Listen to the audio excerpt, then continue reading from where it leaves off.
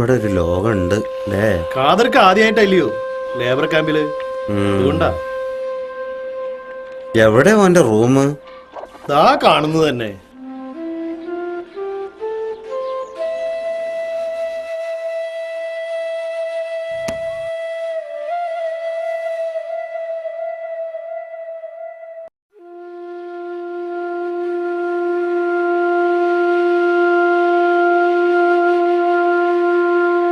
എൻ്റെ മരണത്തിന് മോഹന വാഗ്ദാനങ്ങൾ നൽകിയ എന്നെ വഞ്ചിച്ച ഏജന്റും മാസങ്ങളോളം ജോലി ചെയ്തിട്ടും ശമ്പളമോ വൃത്തിയുള്ള താമസ സൗകര്യമോ നല്ല ഭക്ഷണമോ പോലും തരാത്ത കമ്പനി ഉടമയും പൂർണ്ണ ഉത്തരവാദികളാണ്. എൻ്റെ മരണം മെഴുകുതിരി പോലെ ഉരുകിത്തീരുന്ന ലേബേഴ്സിനും അവരുടെ പ്രശ്നങ്ങൾക്കും ഒരു പരിഹാരമായെങ്കിൽ എല്ലാവരോടും ഒരു അഭ്യർത്ഥനയുണ്ട്. എൻ്റെ മൃതദേഹം നാട്ടിൽ കൊണ്ടുപോകരുത്. ചേതനേറ്റ എൻ്റെ ശരീരം അച്ഛനും അമ്മയും സഹോദരിയും കാണരുത് എന്ന് ഉണ്ണികൃഷ്ണൻ.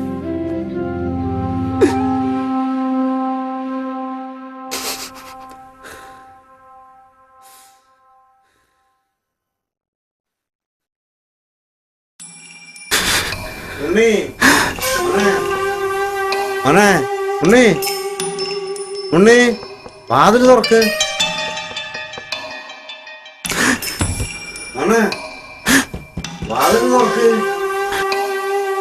ഇനി ഓൻ ഇവിടെ ഉണ്ടാവൂലേ? ഓഫീസിൽ അന്വേഷിച്ചപ്പോഴല്ലയോ പറഞ്ഞേ ഇവിടെ ഉണ്ടെന്ന്. എടാ ഉണ്ണിയെ, കഥകൾ തുറക്കണേ. ഉണ്ണിയെ,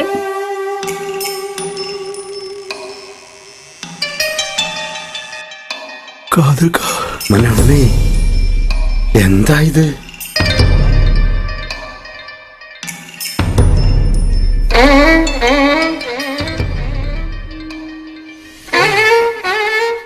ഈ ജീവിതം എനിക്ക് മടുത്തു. ഖാദർക്ക, നമ്മുടെ ഈ സമയം വന്നില്ലായിരുന്നേ. കർത്താവേ, മോനെ, ഒരു കൂടപ്പിറപ്പുകളെ പോലെ കഴിഞ്ഞവരാ ഞങ്ങൾ. നാട്ടിലെ ട്രാവൽ ഏജൻസി വഴിയുള്ള ഒരു വിസയിൽ അവിടെ എത്തിയത്. ഇവിടെ വന്നപ്പോഴാണ് ഞാൻ അറിയുന്നത് എഗ്രിമെന്റ് പ്രകാരമുള്ള ജോലിയൊന്നല്ല ഇവിടെ. എന്നാലും എല്ലാം സഹിച്ച് ഞാനിവിടെ പിടിച്ചു നിന്നു. അച്ഛനും അമ്മയെ ഞാൻ എൻ്റെ ദുരിതങ്ങളൊന്നും അറിയിച്ചിട്ടില്ല. ഒരുപാട് പ്രതീക്ഷയായിട്ടാ ഉള്ള ബാങ്ക് ബാലൻസ് ഒക്കെ കൊടുത്ത് ഒരു വിസ സംഘടിപ്പിച്ചത്. ശ്രീകുട്ടിയുടെ കല്യാണത്തിന് കരുതി വെച്ച കാശ വെറുതെ കളഞ്ഞ്.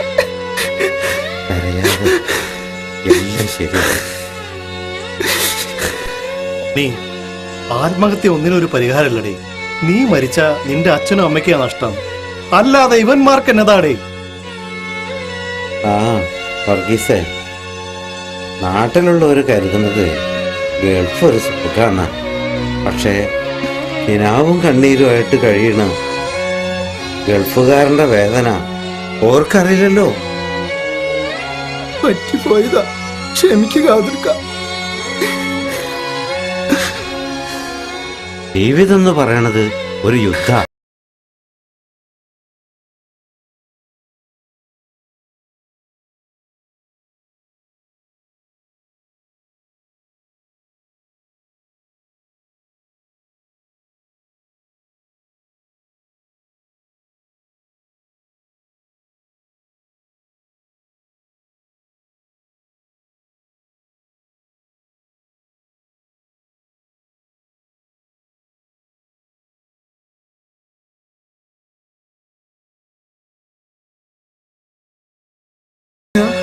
എനിക്ക് വേണ്ട ഖാദർക്ക.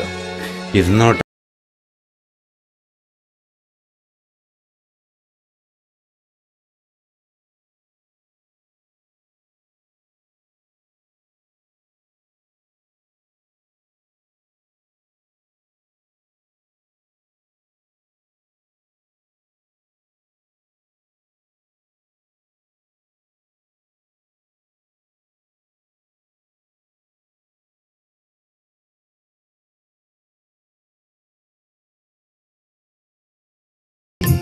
പരദേശി മരുഭൂവിലലയും ഞാൻ, പരദേശി മരുപ്പച്ച തേടും ഞാൻ, പരദേശി ആ മയമുവാ എവിടെയാണ് നീ? എത്ര നേരായി വിളിക്കുന്നു?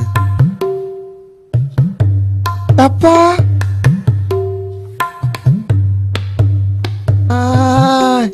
എന്റെ മൂത്താപ്പാന്റെ അളിയന്റെ മോളെ മങ്ങല.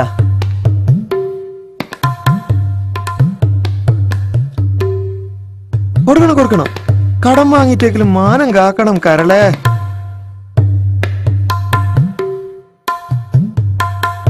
ഇന്റെ ഏടത്തി അനിയത്തിമാരും കൊടുക്കുന്നതിന്റെ ഇരട്ടി നമുക്ക് കൊടുക്കണം. മുക്കിലെ മൊയ്തുണ്ണീന്റെ ഓള് മയമു എവിടെയും തലപൊന്തിച്ച് നടക്കണം.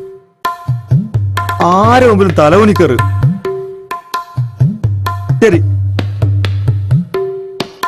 പണം ഇത് ഇന്ന് തന്നെ ഉണ്ടിക്കാട്ടുന്നുണ്ട്. പണം പോട്ടെ മയമു, പകറ് വരട്ടെ.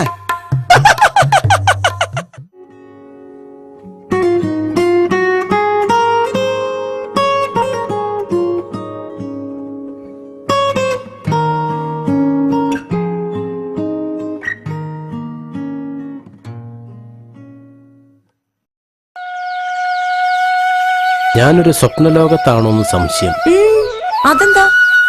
മാളിയേക്കൽ മൂസഹാജിയുടെ മോളെ മിസ്കിനായ മുഹമ്മദിന്റെ മോൾ സ്നേഹിക്കാന്ന് പറയുമ്പോ ഗൈസിനെ പോലെ ഞാനും നവറിയെ തേടി മജ്നുവായി അലയേണ്ടി വരുമോ? ഖൈസി ഇല്ലാതെ ലൈലയും ജീവിച്ചില്ലല്ലോ, അതുപോലെ. അങ്ങനെ വല്ല പരിപാടി ഉണ്ടോ മനസ്സിൽ? വീട്ടിൽ നിന്ന് ഉമ്മയും വാപ്പയും കല്യാണത്തിന് നിർബന്ധിക്കുന്നു. ഇതുവരെ ഞാൻ ഡിഗ്രി കഴിയട്ടെ എന്ന് പറഞ്ഞു പിടിച്ചു നിന്നു. ഞാനൊരു പെണ്ണല്ലേ, എത്ര കാലമൊന്ന് കരുതിയ എങ്ങനെ? ഞാൻ നിന്റെ വീട്ടിൽ വന്ന് നിന്നെ പെണ്ണ് ചോദിച്ചാ നിന്റെ വാപ്പ എനിക്ക് തന്നെ തരുമോ? അത് ഉറപ്പില്ല അല്ലേ? ശരി, ഞാൻ വിളിച്ചാൽ നീ എൻ്റെ കൂടെ ഇറങ്ങി വരുമോ? അതെന്താ? എന്റെ ഉപ്പയും ഉമ്മയും വിട്ട് അവരുടെ സമ്മതമില്ലാണ്ട് ഞാൻ വരൂല. ഓ, അപ്പൊ ഇത്രയൊക്കെ ഉണ്ടായിരുന്നുള്ളൂ നിനക്ക് എന്നോടുള്ള സ്നേഹം. എന്നേക്കാൾ വലുത് നിനക്ക് നിന്റെ ഉപ്പയും ഉമ്മയല്ലേ? എന്റെ ഉപ്പയും ഉമ്മയും എനിക്ക് ഏറെ പ്രിയപ്പെട്ടത് തന്നെയാ. അതുപോലെ തന്നെയാ, അല്ലെങ്കിൽ അതിനേക്കാളും മേലെ ഇക്കയോടുള്ള സ്നേഹം. പിന്നെന്താ എന്റെ കൂടെ ഇറങ്ങി വരാനൊരു മടി? ഇറങ്ങി വരാൻ മടിയൊന്നുമില്ല, പക്ഷെ അതെന്റെ ഉപ്പ നിക്കാഹ് ചെയ്തെന്നാ മാത്രം. ഇത്രയും കാലം എന്നെ സ്നേഹിച്ചതിന്, ലാളിച്ച് വളർത്തിയതിന് ഞാൻ അവരെ ശിക്ഷിക്കരുതല്ലോ. നാട്ടുകാരുടെ മുമ്പിൽ അവരെ നാണം കെടുത്തരുതല്ലോ.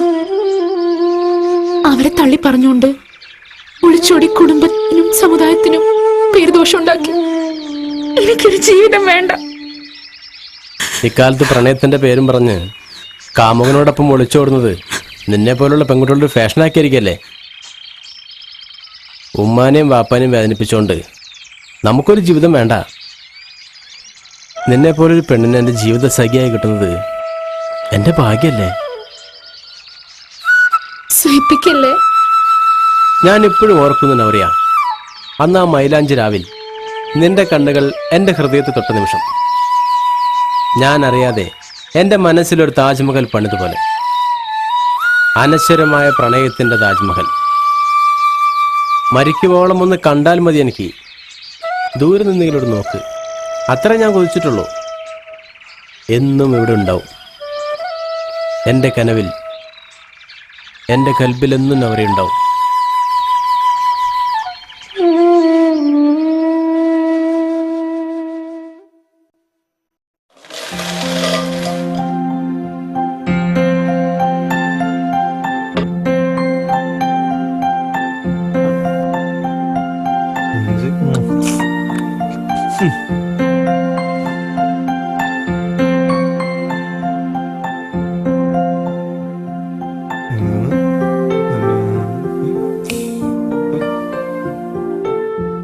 ആ മൊയ്തുണ്ണിക്ക, നിധി വിളിക്കാല്ലേ?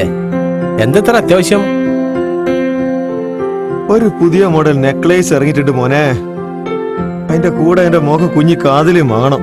എല്ലാം കൂടി വാങ്ങണേൽ ഇത് പൊളിച്ചേ പറ്റൂ. ആശ വെച്ച് വാങ്ങിയില്ലെങ്കിൽ എന്തോ ഒരു തൊണ്ടക്ക് ചൊറി പിടിച്ച പോലെയാ. ഒരു സമാധാനം കിട്ടൂല. മൊയ്തുണ്ണിക്കെ പോലെ ഭാര്യ മക്കളെ സ്നേഹിക്കുന്ന ഒരാളെ ഞാൻ കണ്ടിട്ടില്ല. ഒരു തരം കിട്ടിയാൽ അത് രണ്ടു തറാക്കി നാട്ടിലെത്തിച്ചു കൊടുക്കും. അൻപറേ, ഉമ്മടെ സ്നേഹിക്കുന്ന ഒരു ഭാര്യ ഉണ്ടെങ്കിൽ ഈ ജന്മത്തിൽ അതിലും വലിയ ഭാഗ്യം എന്നാ ഉള്ളത്. അത് പറഞ്ഞ എനിക്ക് മനസ്സിലാവൂല. ഇനി പെണ്ണ് കെട്ടിക്കില്ലാലോ. നടക്കട്ടെ നടക്കട്ടെ, മൊയ്തുണ്ണിക്കാന്റെ പണി നടക്കട്ടെ.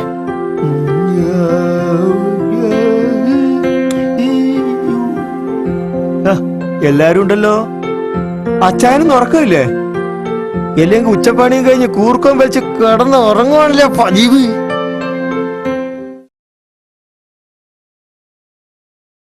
ഇതെന്താപ്പാ എന്റെ പഠിച്ചോനെ, ഇതെന്തൊരു കുതിരത്ത്. അച്ചായനും കരയുന്നാ?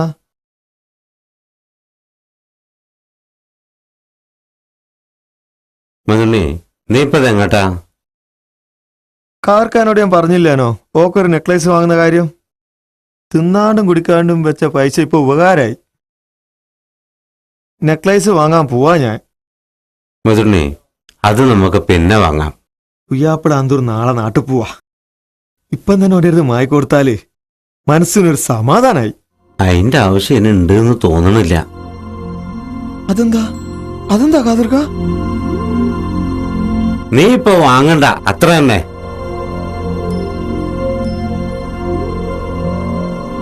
എന്തോ ഉണ്ടല്ലോ അച്ചായ. എല്ലാം സഹിക്കാനും പൊറുക്കാനും നമ്മള് മനസ്സ് പാകപ്പെടുത്തണം. ചിലത് കേൾക്കാൻ അത്ര സുഖം ഉണ്ടാവില്ല. ജീവിതം എന്ന് പറയണത് ഇതൊക്കെ തന്നെയാ. നിങ്ങൾ എന്തൊക്കെ പറയുന്നത്? എനിക്കൊന്നും നീ അവിടെ മനസ്സിലായില്ല. ഇരിക്ക്. ഇരിക്കടേ. എന്താ കാതിർക്ക? എന്തായാലും എന്നോട് പറയ്. സഹിക്കണം. സബൂറിന്റെ അവസാനം നെല്ലിപ്പടി വരെ. എന്തിനൊരു അവസാനം ഉണ്ടാവും. മനസ്സിനെ തീക്കട്ടലിടാണ്ട് നിങ്ങളൊന്ന് പറയ് കാതിർക്ക. മോനെ, നിന്റെ മൈമൂന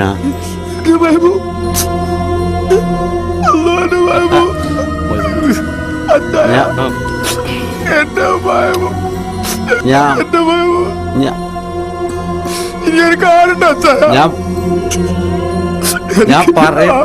എനിക്ക് ആരുമില്ല കാതിർക്ക. എന്റെ കുഞ്ഞു മക്കളെ ഉമ്മയില്ലാതെ കുട്ടികളായി പോയില്ല കാതിർക്ക. ഇന്നലെ വിളിച്ചപ്പോ എനിക്കൊരു സൂക്കേടില്ല. എന്താ ഇവന്? പറഞ്ഞ കാതിർക്ക.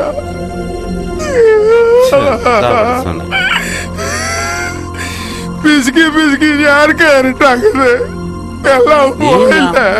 മൊയ്തുണ്ണി അറിയാതടാ. മൊയ്തുണ്ണിയെ, നിന്റെ മൈമു മരിച്ചിട്ടില്ല. പിന്നെ പിന്നെ എന്റെ മൈമൂൻ എന്താ പറ്റിയേ? മൈമൂനല്ല, അനക്കും എന്റെ കുട്ടിയാക്കുവാ. ഓക്കെ എല്ലാ സൗകര്യം ഒരുക്കി കൊടുത്തില്ലേ? ചോര നീരാക്കി എല്ലുമുറിയെ രാവന്തിയോളം കഷ്ടപ്പെട്ട് പണിയെടുത്ത് പോറ്റിയില്ലേ ഓളെ നീ? ആ ഓള് നീ വെച്ചു കൊടുത്ത ഓട്ടോറിക്ഷക്കാരനെ പെരെ കയറ്റി പൊറുതി തുടങ്ങിയെന്ന്. കുറച്ചു മുമ്പേ നിന്റെ വാപ്പന്നെ വിളിച്ചിരുന്നു. മോളെയും വാപ്പ ഒപ്പം കൂട്ടി. ഓള് തടയൂലല്ലോ. ഓക്ക് പുതുമോടിക്ക് സൗകര്യമല്ലോ. ഒരേ പറമ്പ് ഓളെ പേരിലല്ലേ നീ വാങ്ങിയേ? അസലായി. ഇതാ ജീവിതം. എന്റേതെന്ന് ഞാൻ കരുതിയതൊക്കെ വെറുതെ ആയിരുന്നു അല്ലേ? ഒരു പെണ്ണ് കെട്ടുമ്പോൾക്കും ഉമ്മയും ഉപ്പയും കൂടപ്പറപ്പുകളും ഒന്നും വേണ്ട. പിന്നെ ഓള് മാത്രം മതി. പെണ്ണ് കെട്ടി 4-ാം പക്കം ഓള് കുശുകുശുക്കാൻ തുടങ്ങും. മാറിപ്പാർക്കാൻ കടം വാങ്ങിയിട്ടും പലിശക്കെടുത്തിട്ടാണെങ്കിലും പോര വെച്ചു കൊടുക്കും. മാസാമാസം ഓളെ പേർക്ക് ഡ്രാഫ്റ്റ് അയക്കുമ്പോ നമ്മൾ അന്വേഷിക്കണം, ഒരു പൈസ എന്തിനാ ചെലവാക്കണേന്ന്. വല്ലാതെ സ്റ്റേജിച്ചു പോയി. കരളും പറിച്ചെടുത്തോണ്ട് ഓളങ്ങ് പോയി. ഞാൻ ഒരു പോത്തക്കാരനായി പോയില്ല കാതിർക്ക. ഭാര്യമാരെ സ്നേഹിക്കണം, പക്ഷേ കയറൂരി വിടരുത്. അവർക്ക് തോന്നണം എന്നെ ശ്രദ്ധിക്കാൻ എപ്പോഴും ഒരാളുണ്ട്. എല്ലാ സൗകര്യം ചെയ്തു കൊടുക്കും. ഇപ്പോ ഹാൻഡ് ബാഗിലൊരു മൊബൈലും. ഒളിച്ചോടാനൊക്കെ സൗകര്യമായല്ലോ. നാള് കണ്ടില്ലേ വർഗീസെ പത്രത്തില്? 7-3 വയസ്സുള്ള മക്കളെ കൊന്ന് സുഖ സർക്കിട്ടിന് ഇറങ്ങിയ ഒരു പെണ്ണിനെ കുറിച്ച്. ഓളിപ്പ ജയിലില്ല. എന്താ നമ്മളെ പെൺകുട്ടികൾക്കൊക്കെ പറ്റിയ? എന്റെ ആ കൂടെയുള്ള സമ്പാദ്യം